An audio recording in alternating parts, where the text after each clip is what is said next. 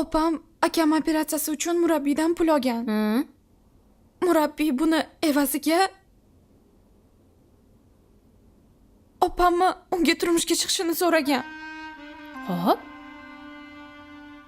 Ammo murabbiy 60 yosh atrofida. Voy o'lmasam. Choros nimalar deyapsan? Voy o'li. Ruxshona rozi bo'ldimi shunga? Boshqa yo'li bormidi amma? U kishi opamga shart qo'ygan. Voy noinsof. Voy nafsingga qurt tushkur eshak. U o'ziga Ruxshonani loyiq ko'ribdimi? Voy yaramas, chol.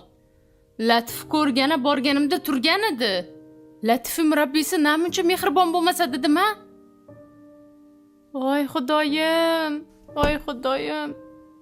Ilohim jazoingni bersin.